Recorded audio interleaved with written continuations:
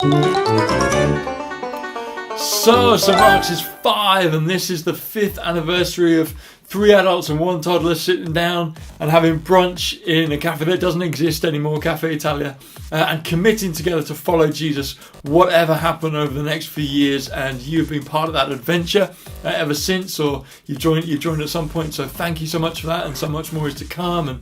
And hopefully you've enjoyed all that's happened, or much of what's happened so far. As we celebrate this 5th anniversary, I was thinking about this story, which you might know whether you're a churchy person or not, of a time where Jesus was on a hill, maybe, and there's 5,000 people in a crowd around him. In fact, that's not true. There's 5,000 blokes, because in that culture, in that time, and in that place, you only counted the blokes. Only the blokes counted, and so there's 5,000 blokes. And then there's this little line in the Bible that says plus women and children. So by the time you've added on the wags and the kids and the babies and the teenagers and the aunties and the uncles and the au pairs and whoever else is there, you've got to have at least 10 to 15,000 people in this crowd.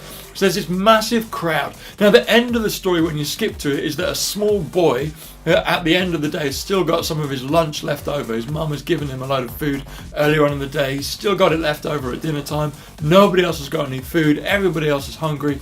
And so this small boy gives Jesus the food, these 5 bread rolls and these 2 fish, and it essentially says, take it, use it, do what you can with it.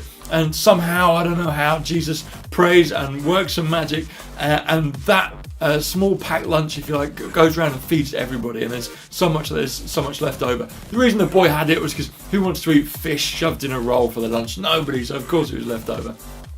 So that's the story that is a famous story.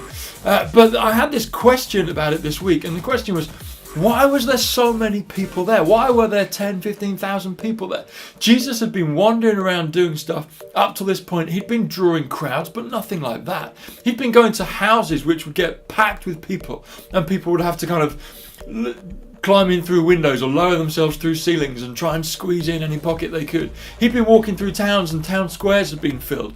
But this is 15,000 people. This is a huge crowd. What's happened in between time? Because I'm pretty sure he didn't tweet out where he's going to be. I'm pretty sure he didn't have a PR and marketing team that had kind of created some hype buzz all around it. Something happens which makes the crowd grow exponentially from what it was to what it is in this story. The clue, I think, is, if you read Mark's Gospel, chapter 6, it's further up, scroll up. And there's this little advert break in the story, a little scene break, just before the story of the feeding of the 5,000, when we find out that a guy called John meets his grisly end at a wild party. You can read about that. That's a fun story, unless you're John. And then before the advert break of that story, there's this other little story, and this is the key, I think, because Jesus gathers around 12 of his closest mates, and he says to them, look, you guys have watched me. You've seen what I do, how I do it, why I do it. I've taught you a whole bunch of stuff. I'm going to take a couple of weeks off. It's your turn. And what I want you to do is to go into towns and villages. I want you to go and meet people, go back to your workplaces, go back to your homes. I want you to bless people. I want you to encourage people. I want you to tell them that the kingdom of God is there, that God loves them. I want you to display in as many creative ways as you can the love of Jesus for people. That's your responsibility. And also, as well as this responsibility that I give you an authority to go and drive out darkness, to go and pray for people who are sick and depressed, to go and kind of be forces of light against forces of darkness, to go and fight for injustice, against injustice, and to bring righteousness in. I give you this responsibility and this authority. Off you go. Oh, by the way, don't take extra money. I'm going to provide for you. Don't worry about what tomorrow's going to look like. I've got it. And then the disciples go and do it.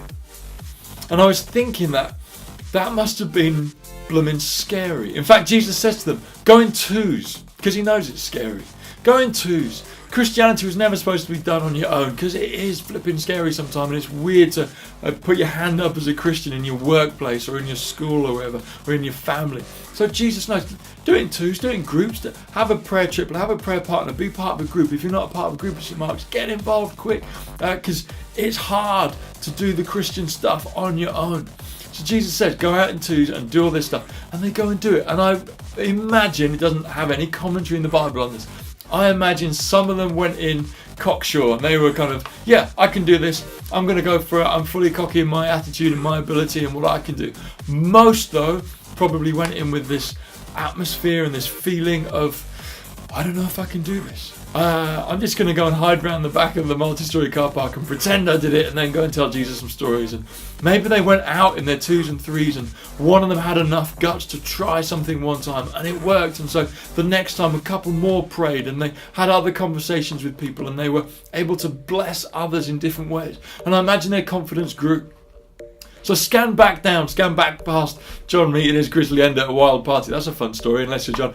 Get back down to the feeding of the 5,000 with this huge crowd. And at the start of the story in Mark chapter 6, it says this: the disciples regathered and told Jesus what they'd got up to. It's like they'd kind of, let's synchronize watches. Let's meet on the field by the hill in 3 weeks' time. And they'd all done it. And they come back and they tell him stories. Hey, Jesus, you're never going to guess what we did. We went and prayed for somebody and they got healed. We went and prayed for somebody and they got wisdom. We blessed this person and their house had peace in it for the first time. We were able to push back the forces of darkness in this town. It was incredible. And as they're telling these stories, more people gather on the hillside. Of course they did. Because thousands of people had been met by ordinary disciples of Jesus, and they wanted to know what the heck these guys were talking about. Who is this Jesus guy they keep talking about? Who is this Jesus guy that's given them peace for tomorrow? Who is this Jesus guy that's made them content with what they have, even though they don't appear to have a lot? Who is this Jesus guy who has given them authority to drive out sicknesses and illnesses and diseases? Who is this guy? Of course thousands of people followed them back, because they just seen ordinary disciples doing incredible stuff and they wanted to know more. So they're on the hillside, and by the way, let's not rush past it. What Jesus does is he then feeds the people who needed feeding. That's the sign of the kingdom of God. So as we go into year 5, there's going to be a whole load of adventures that we go on. I don't know what they're going to be. There'll be some corporate where we'll do stuff together, and we might house more people and feed more people, and we might be in different venues, and we might plant churches, or who knows what we might do. There's going to be other adventures that we go on individually or in small groups, and what your life looks like, on your bank account looks like, and your health looks like, and your family looks like and your relationships look like over the next 12 months. Who knows what's going to happen? But stuff will happen if we follow the voice of Jesus and do what he says. Church always works best when all of the disciples get on with the stuff. The authority and the power is never supposed to be kept centrally. It doesn't come with a qualification. It's given to all of us.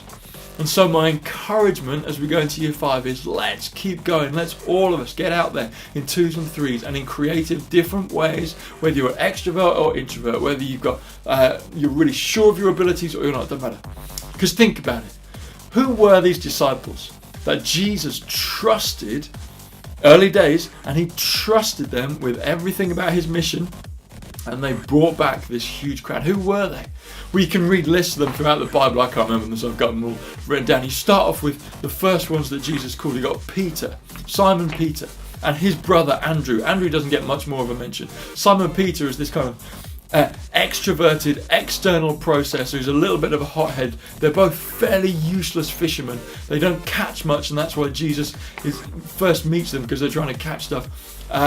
Peter jumps in. He says things but doesn't always follow them up with action. He's fully intending to do the right thing but doesn't always do it. So you got those two. The next two that Jesus meets are James and John, sons of Zebedee. They're also brothers. They're also not great fishermen, but they have this volatile temperament. They have this anger problem. They want to jump in and fix things. Jesus calls them sons of thunder because of their attitude. One time they're walking through a town, and this town doesn't appear to appreciate Jesus, so James and John say, hey, do you want us to call down the wrath of heaven? Do you want us to call down fire and angels and nuke this place? And Jesus is like, whoa, that isn't how we do it around here. But that's what these guys were like. They also asked him one time, when you get to heaven, Jesus, can we have 2 seats next to you at the banquet table, the positions of authority at your left and your right hand? Can we grab those? Never mind these other jerks. Can we have that? So that's their kind of temperament. Then you got Matthew, who's a tax collector. He sometimes gets called Levi.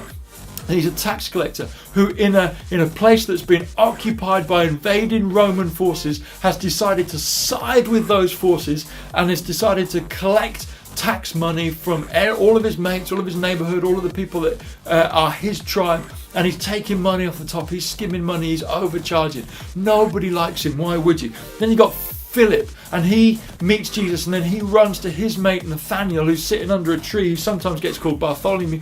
He's sitting under a tree, and Nathaniel / Bartholomew has got this kind of weird regional superiority. And he says to his mate Philip, "No way, mate. You think you just met the Messiah, the God-man? If you said he's come from Galilee, that's not him. He can't come from there." It's like saying, he's come from the north, he can't come from there. He's come from the south, he can't come from there, because we're superior. So you got those two jokers. Then you got a guy called Thomas, and we don't know much about Thomas, but he's the guy that after everyone else or a few other disciples have seen Jesus come back from the dead, Thomas won't believe them. And he says, "Look, I don't trust you. I don't believe you. My heart has more doubt in it than that." You got James, son of Alphaeus, who's also called James the Younger. He's known by his age and pretty much nothing else. You've got Thaddeus, who's also called Judas, but he dropped that name because you wouldn't want to be associated with the other Judas that we'll come to in a minute. You got Simon, who's a zealot. Who are the zealots? The zealots are these people who are like these underground warriors who are violently opposed to the Roman occupation at the time, and so they, under their cloaks, they carry a dagger, and if they can take out a Roman soldier just on the sly and move on, they will do. These guys are up for it. These are hardcore guys. How do you think that guy gets on with Matthew, the tax collector, who's sold his soul to the devil of the Roman Empire, if you like? Imagine those two round a dinner table. And then you've got Judas Iscariot, he's from a different area to the other 11, and he's never feels that he fits in fully, and then later on, right at the end of the story, what he thinks is going to be the end, he sells Jesus and betrays him and everybody else, by the way, for some money. Those are the disciples that Jesus picks and sends out and trusts and gives authority to. So if you feel that you are too young, or that you sometimes make God promises that you don't follow through with actions, or that you have an anger problem or a volatility of spirit, or everyone else seems to be in but you're out because you come from somewhere different, whether it's educationally or financially or geographically, whether you feel that people look past you because you're quiet, whether you feel full of faith or full of doubt, whether you feel that nobody knows your name, whether you feel that you are known by your parents' name or your brother or sister's name more than your own name, whether you feel you are able to or not, whether you're useless at your job, whether that's true or whether that's just your perception, whatever, you are picked for the team. You're picked for the team. You're one of the people that Jesus says, yeah, you, I want you on my team. And now your responsibility is to go and carry the love that I have shown you. I have died for you and I've lived for you and my spirit is with you. Go and carry that to everybody else that you meet in as many creative ways as you can. Gang, that's our challenge for this year, is to commit again. Say, God, here we are at the start of this 5th year. We're in awe of all you've done. And what we ask is that you would use us. And as individuals and as a gang, we commit again and say, we will follow. Wherever you lead, whatever you say, we will do it. We won't understand most of it. We won't be able to plan it out and map it out. But we'll follow and we'll do what you ask. That's where we're going over the next 5 years. Next week, we start our first gathering in a new location. We're back into the centre of town at Milton Keynes College on Silbury Boulevard. They've got a coffee shop. We're going to be in there. Doors open at 10 and coffee and pastry is served from there, and we'll kick off at 10:30 sharp. That's going to be a new thing for us. If you've ever been something at St Mark's, you'll know we have a fluid relationship with time. Because of hiring venues or whatever and money, we're going to kind of sharpen that up a little bit so that we can finish on time. We're going to start on time. So if you're one of the people that gets there at 10:50, because you know that we'll be late starting, we're going to start at 10:30. All the information is on the website. Groups and triplets and prayers are starting up again. If you want to be involved in one and you're not, speak to me or speak to Alice or get in touch somehow. Make Lunch is coming up. Do you know what? We've given nearly 2,000 lunches over this last year. In year 4 of St Mark's, we're going to do more, and that's exciting. There'll be a whole load more coming up. But you are picked. You are on the team. You are a disciple of Jesus, gifted with a responsibility and an authority to go and display the love of God in as many ways as you can. So may you know the love of God. May you know it deep in your soul. May you, as term starts, be excited about all that the Lord has for you, because it's loads. All right, bless you, gang. See you soon.